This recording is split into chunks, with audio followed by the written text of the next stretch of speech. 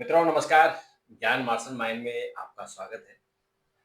मित्रों, जगन्नाथ जी की यात्रा चल रही है। जगन्नाथ जी, बलभद्र जी और सुभद्रा जी अपने मौसी के घर पहुंच चुके हैं। 7 दिन वहां रहेंगे और हमने प्लान किया है कि हम आपको रोज इस यात्रा के बारे में जानकारी देंगे। हमारे 2 एपिसोड आप पीछे देख लीजिएगा, यात्रा क्यों शुरू हुई और मौसी कौन है। क्योंकि एक मौसी घर जाते ये तो सबको पता है, लेकिन मौसी कौन है इसके बारे में लोगों को कम पता था। उस बारे में हमने एक वीडियो बनाया, वो जरूर देख लीजिएगा। और आज हम आपको एक और जानकारी दे रहे हैं कि हर साल तीनों रथ नए क्यों बनाए जाते हैं। यानी नई लकड़ी जंगल से, उड़ीसा के 3-4 जंगलों से लकड़ी काटी जाती है और उसकी भी पहचान होती है और उसमें नए रथ बनाए जाते हैं। ऐसी क्या मजबूरी है, उसके क्या प्रावधान है, क्या उसके क्यों ऐसा होता है, उस बारे में हम बात करेंगे अपने विशेषज्ञ डॉक्टर प्रदीप मिश्र से। लेकिन उससे पहले आपसे आग्रह है, अगर आपने चैनल सब्सक्राइब नहीं किया तो जरूर कर लीजिए। अगर आपने शेयर नहीं किया तो शेयर कर लीजिए और लाइक जरूर कर दीजिए। हम बात करते हैं हमारे विशेषज्ञ डॉक्टर प्रदीप मिश्र से। डॉक्टर साहब, आपका बहुत बहुत स्वागत है। तो आज आप बता रहे हैं कि हर साल रथ यात्रा के लिए रथ नए बनते हैं, नई लकड़ी से बनते हैं। इसका क्या प्रावधान है, क्यों नए बनते हैं? देखिए, इसके पीछे जो कारण है वो धार्मिक भी है, शास्त्रीय भी है और आध्यात्मिक रहस्य भी है। जगन्नाथ जी की रथ यात्रा जारी है। भगवान पहुंच गए हैं अपने मौसी के घर पे और पूरी यात्रा बड़ी रहस्यमयी और बड़ी चमत्कारिक मानी जाती है। यात्रा शुरू होने से पहले और यात्रा खत्म होने तक तमाम रहस्य और चमत्कार हैं, लेकिन इससे अलग हटकर भी जो सबसे बड़ा रहस्य है और ये जो सवाल उठता है, क्योंकि ये जो रथ होते हैं सामान्य रथ नहीं होते हैं। इन रथों को बनाने में बहुत मेहनत करनी पड़ती है, बहुत धार्मिक और शास्त्रीय परंपराओं का निर्वहन करना पड़ता है। इसकी लकड़ी की खोज बहुत आसान काम नहीं है, है ना? इसको बनाना भी आसान काम नहीं है। तो फिर ऐसा क्या कारण है कि भगवान तीनों, जगन्नाथ जी के लिए, बलभद्र जी के लिए और सुभद्रा जी के लिए हर साल नए रथ नए ही रथ क्यों बनाए बनाए जाते जाते हैं और वो विशाल रथ बनते हैं, छोटे मोटे हैं? नहीं छोटे बनते। मोटे रथ नहीं बनते हैं। और आपको भरोसा नहीं होगा कि ये इतने बड़े बड़े जो रथ बनते हैं, इन रथों में एक भी कील कांटा नहीं होता है। हाँ, लोहे का इस्तेमाल नहीं होता। एक भी कील कांटा नहीं होता। ये हमारी जो परंपरागत जो शैली है उसका भी उत्कृष्ट उदाहरण है। अब देखिए, आज हम बताएंगे आपको कि रथ नए क्यों बनाए जाते हैं, रथ बनाने में कितना समय लगता है, इन 3 रथों में खर्चा कितना आता है, इसकी लकड़ी कौन सी होती है, लकड़ी कहाँ से लाई जाती है, लकड़ी की कैसे पहचान की जाती है और क्यों कील कांटे इसमें नहीं उपयोग किए जाते हैं, इसके बारे में आज चर्चा करेंगे। बिल्कुल। तो हमारी जो शास्त्रीय परंपरा है, जो अग्नि संस्कार की परंपरा है, उसके तहत जैसे कि एक यज्ञ हम जब करते हैं, उसकी संविधा, जो संविधा मतलब जो लकड़ी उसमें यज्ञ में, हाँ। उसका पुनः उपयोग नहीं किया जाता है। ये अग्नि संस्कार की परंपरा है, हाँ। अग्निहोत्र यज्ञ की तरह। हाँ। इसी प्रकार भगवान के रथ जो है उनका दोबारा उपयोग दोपहर। नहीं किया जाता है। पुनः दोबारा रथों का उपयोग जो है वो शास्त्रीय परंपरा में वर्जित माना गया है। दूसरी बात क्या है कि भगवान का नवीन अवतार होता है। भगवान 15 दिन जो बीमार रहते हैं उसके बाद नए रूप में, नए यौवन में, नए कलेवर के साथ आते हैं। हर वर्ष भगवान रथ यात्रा में नवीन रूप धारण करते हैं, नए तरीके से प्रकट होते हैं। तो ऐसे में उनका वाहन भी नया होना चाहिए। जैसे कि हर जन्म के साथ एक नया शरीर मिलता है आदमी को हमारे शास्त्रों में, वैसे ही हर यात्रा के लिए एक नए रथ की जरूरत पड़ती है। और देखिए, हमारे शास्त्रों में कहा गया है, रथ को, शरीर को रथ माना गया है और आत्मा को रथी। जो रथ को नियंत्रित करे वो रथ ही होता है। और रथ कौन है? हमारा शरीर, और रथी आत्मा। तो हमारी आत्मा हमारे शरीर को करती है। तो इसलिए भी हर साल नया रथ बनाना मतलब भगवान को नया शरीर देना है। ये ऐसी मान्यता है, ऐसे संकेत के साथ किए जाते हैं। दूसरी क्या है, देखिए, ये रथ जो है ये धर्म, सेवा और उत्सव का प्रतीक है। ये रथ यात्रा, रथ का निर्माण जो है वो इस परंपरा में, जो परंपरा है जगन्नाथ की यात्रा की, रथ का निर्माण यज्ञ परंपरा की तरह माना जाता है। जैसे किसी यज्ञ की में जो हम करते हैं उसी तरीके से रथ निर्माण की प्रक्रिया होती है। सैकड़ों कारीगर, बढ़ई, सेवक, ब्राह्मण, सारे लोग बड़े सेवा भाव से रथ को बनाते हैं। एक तरीके से देखा जाए तो एक समाज धर्मी यज्ञ है। इस यज्ञ में सब ये सारे लोग आहुति दे रहे हैं। उसमें सुरक्षा कर्मी भी हैं, उसमें पॉलिटिशियन भी हैं, उसमें नौकर साहब भी हैं, उसमें कारीगर भी है, उसमें श्रमिक भी है, उसमें ब्राह्मण भी है। इसमें श्रम और भक्ति दोनों समर्पित होती है, इसलिए नया रथ बनाया जाता है। दूसरी बात,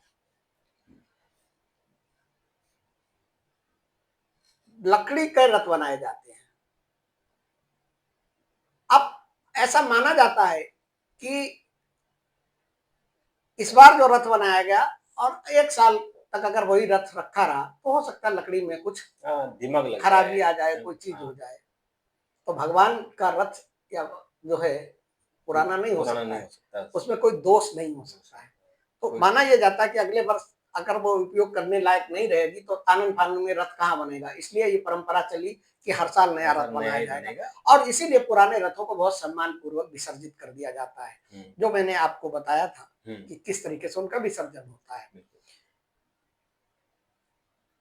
जैसे देवता को, भगवान को भोग लगाते हैं और भोग लगाने के बाद हम फिर विसर्जन कर देते हैं, आवाहन करते हैं, भोग लगाते हैं और उसके बाद विसर्जन किए, देव आप आइए और अब अपने स्थान पर जाइए। ऐसे ही जो है रथ को भी हम इसी तरीके से मानकर चलते हैं कि हम हर साल नया रथ बनाते हैं, यात्रा पूरी होती है और यात्रा पूरी होने के बाद हम उसके विसर्जन के लिए उसको कर देते हैं। धार्मिक रीत से इनका विसर्जन किया जाता है। अब आप देखिए कि ये रथ बनाने की जो परंपरा है, जो शैली है, वो बहुत आसान काम नहीं है। ये सामान्य लकड़ी से रथ नहीं बनाए जाते हैं, ये बनाए जाते हैं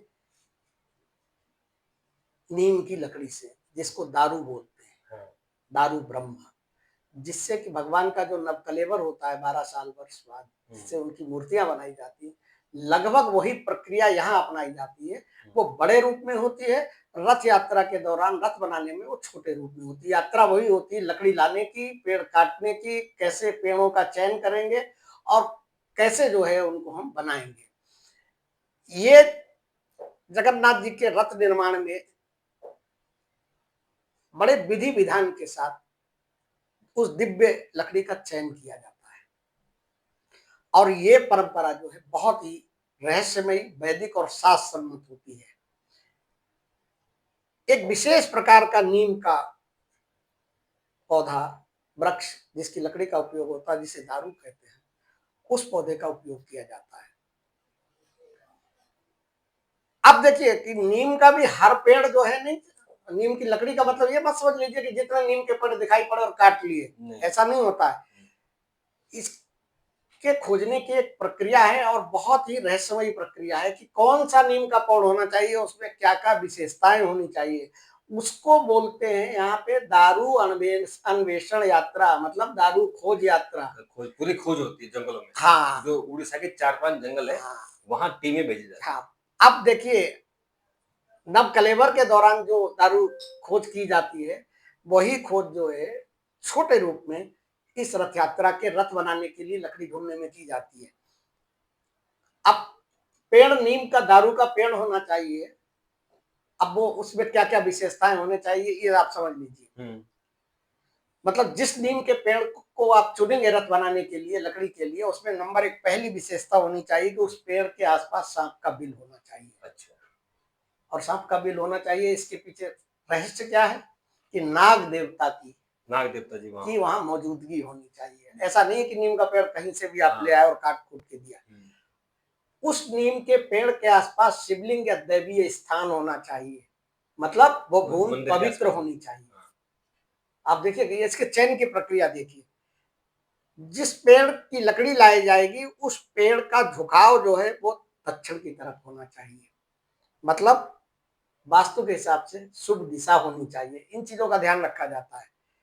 इतना ही नहीं, नीम के उस पेड़ पर पूरे पेड़ की बड़ी बारीकी से उसकी जांच की जाती है कि उस पे कोई संख या चक्र का निशान है कि नहीं है। बना होना चाहिए। बना होना चाहिए। अगर संख या चक्र का निशान नहीं तो उस नीम के पेड़ को रिजेक्ट कर दिया जाएगा। वो इस बात का संकेत है, ये ऐसा क्यों कि ये विष्णु भगवान का प्रतीक माने जाते हैं, शंख और चक्र हो या शंख हो, हाँ, दोनों में से कोई एक होना चाहिए। पास में कोई सरोवर या नदी होनी चाहिए उसके, यानी शुद्धता का संकेत है। उस पूरे पेड़ में उसकी कोई पत्ती नहीं कटी फिटी होनी चाहिए, उसमें कोई फंगस नहीं लगी होनी चाहिए, उसमें कोई दीमक नहीं लगी होनी चाहिए। इन सारी चीजों को देखा जाता है। और ये क्यों देखा जाता है कि क्योंकि भगवान क्या है, भगवान पूर्णत्व को प्राप्त है, देवत्व है, तो उनका रथ जो है वो पूर्णता का प्राप्त होना चाहिए। ये विधि विधान जो होता है इन सबको अपनाया जाता है, तब उसको जो है नीम को छांटा जाता है। और उससे पहले जो पुरोहित जो है भगवान से अनुमति लेते हैं कि हम आपके रथ के लिए लकड़ी लेने जा रहे हैं, आप हमारी मदद कीजिए। एक तरीके से भगवान जगन्नाथ जो है रास्ता दिखाते हैं, वरना ये काम इतना आसान नहीं है। और एक रथ यात्रा खत्म होते ही ये प्रक्रिया शुरू हो जाती है, क्योंकि एक दिन में लकड़ी इस तरीके के पेड़ नहीं मिलते हैं, इसके लिए आपको लंबा खोज करनी पड़ती है। तो इसलिए वो कर शुरुआत उसी के बाद से शुरू हो जाती है। अब देखिए, ये 3 रथ बनाए जाते हैं तो इनमें टाइम कितना लगता है। रथ निर्माण की प्रक्रिया जो है अक्षय तृतीया से शुरू होती है। वैशाख शुक्ल की जो तृतीया होती है उसको हम लोग अक्षय तृतीया कहते हैं, जिसमें माना जाता है कि सबसे शुभ मानी जाती है। हाँ। ऐसा माना जाता है कि उसी दिन गंगा जी का अवतरण, हाँ, और उस दिन गंगोत्री के कपाट भी खोले जाते हैं। कपाट भी खोले जाते हैं, बहुत शुभ माना जाता है। तो उसी दिन से इस रथ के निर्माण की प्रक्रिया शुरू होती है और ये आषाढ़ शुक्ल द्वितीया तक, आषाढ़ शुक्ल द्वितीया को जो है रथ तैयार होना, रथ की यात्रा शुरू होती है। रथ यात्रा अभी शुरू हुई जो है आषाढ़ शुक्ल द्वितीया, उससे यानी मई से शुरू हुआ। हाँ। और जून में नहीं, आप अंग्रेजी कैलेंडर महीने से तो इसलिए नहीं कह सकते क्योंकि हमारी जो तिथियां हैं वो कभी कभी 2-4 दिन 8-10 दिन का भी अंतर हो जाता है। तो अक्षय तृतीया जब गंगोत्री जी के कपाट खोलते वो भी हाँ, अप्रैल आखिर में या मई की शुरुआत में कभी कभी, मतलब आप ये मान के चलिए कि लगभग 2 से 2.5 महीने का समय जो है इन रथ को बनाने में लगता है। भगवान के जो रथ बनाए जाते हैं वो लकड़ी के 4000 टुकड़ों से बनाए जाते हैं। वो 4000 टुकड़े होते हैं लकड़ी के। अब देखिए, जगन्नाथ जी का जो रथ है उसका नाम नंदी घोष, मैंने आपको कल बताया, उसमें 16 पहिए होते हैं। ठीक है। बलभद्र जी का जो है उसका ताल ध्वज है, उसमें 14 पहिए होते हैं। हाँ। सुभद्रा जी का पद्म ध्वज है, उसमें 12 पहिए होते हैं। और इन रथ में अलग अलग लकड़ी के टुकड़ों से रथ निर्माण की प्रक्रिया शुरू होती है। अब इस रथ निर्माण की प्रक्रिया में एक सबसे बड़ी बात है, सबसे विशेष बात है कि इतना भव्य और विशाल रथ जिसको लाखों लोग खींचते हैं, वो कैसे इतनी मजबूती से बन जाता है बिना किसी कील कांटे के, वो लकड़ी बिना किसी केमिकल को लगाए हुए। हाँ, वो जो बाकायदा जो लकड़ी के काम में लगाए कील कांटे होते हैं, केमिकल लगाए जाते हैं, ये सारी चीजें यहाँ नहीं, इसमें नहीं की जाती। इसके पीछे कारण क्या होता है, क्योंकि वो रथ भगवान का है, तो हमको शुद्धता और वैदिक परंपरा का ध्यान रखना है। लोहे को हमारी भारतीय परंपरा में, शास्त्रों में तामसिक या अशुद्ध वस्तु माना गया है, तो किसी भी अशुद्ध या तामसिक वस्तु का उपयोग भगवान के रथ में नहीं किया जा सकता है। दूसरे क्या होता है, रथ, मैंने आपको बताया था कि रथ जो है वो शरीर का प्रतीक है। ठीक है। तो जब वो शरीर का प्रतीक है तो उसमें कोई कील कांटा कैसे ठोका जाएगा, और वो भी भगवान का रथ, तो उसको जो है कहा गया है कि उसमें कोई कठोर चीज नहीं लगाई जाएगी।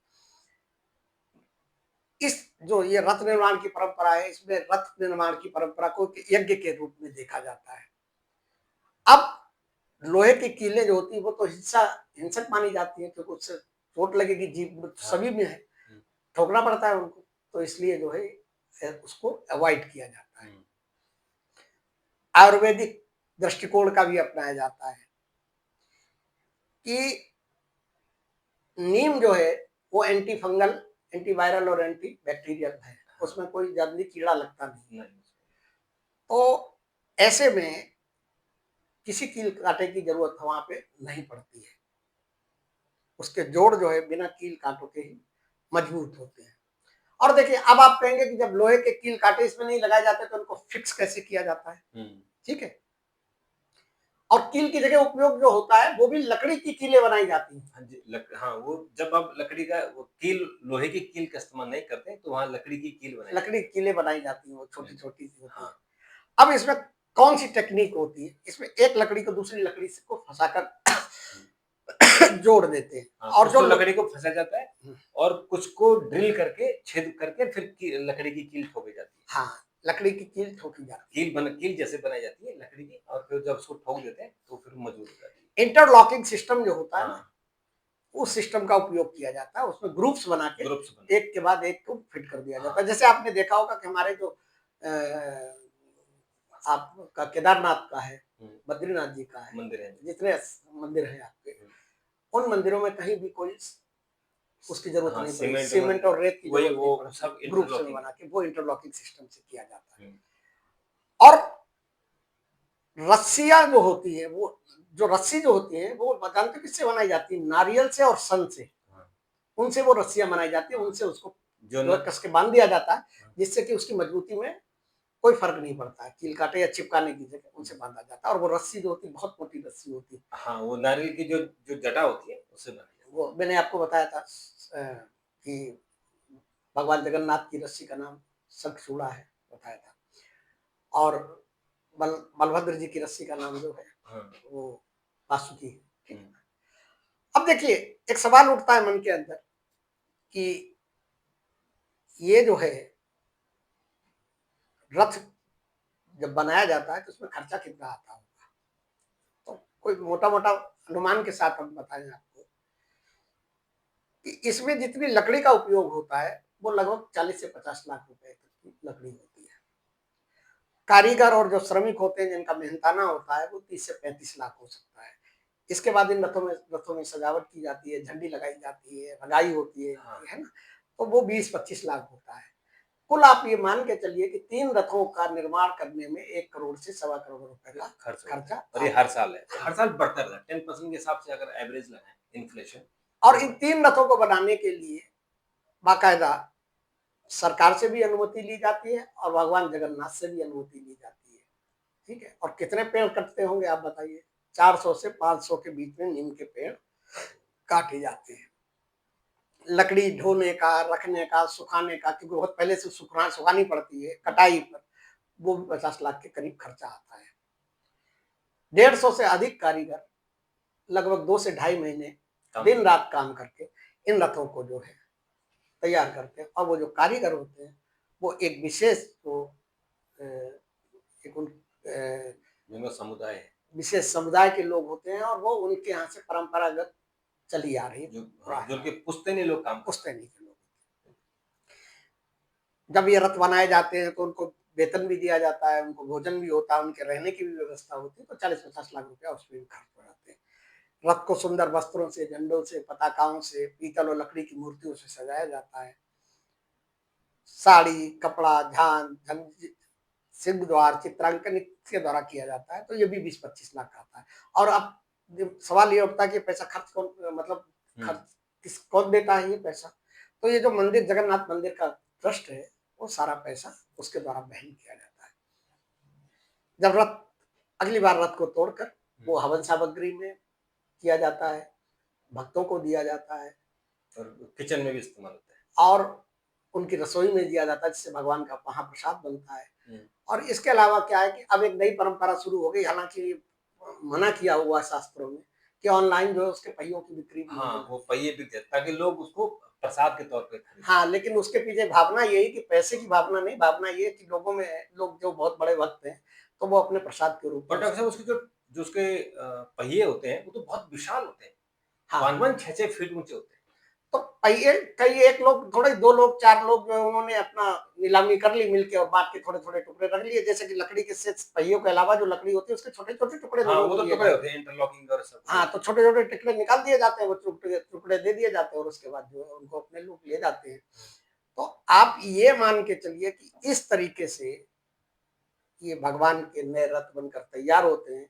रथ तैयार होने के बाद भगवान का नेत्र दर्शन जब होता है, फिर वहाँ गर्भगृह से उठाकर लाए जाते हैं, फिर उनको रथों पर बैठाला जाता है, उसके बाद रथ जो है जाते हैं। रथ को छूना, रथ की रस्सी खींचना, ये रथ यात्रा के लिए रथ यात्रा में बहुत ही पुण्यदायी काम माना जाता है, सारे कष्ट दूर हो जाते हैं। इसलिए ये रथ हर साल नए बनाए जाते हैं हुँ। और इसके पीछे सांस्कृतिक, साहित्यिक और इस तरीके की सारी कारण होते हैं। बिल्कुल। तो ये सवाल होते हैं मन में, हमारे भी मन में सवाल है कि ये रथ हर साल नया क्यों बनता है? लकड़ी कहाँ से आती है? कौन-सी लकड़ी का चयन किया जाता है? बनाते कौन लोग हैं? और फिर उसका विसर्जन कैसे किया जाता देखिए, इसकी सबसे जो कठिन जो प्रक्रिया होती है, वो होती है लकड़ी की खोज। है? खोज हाँ, क्योंकि उसमें जो विशेषताएँ बताई गई हैं कि ये मानक होने चाहिए, हाँ।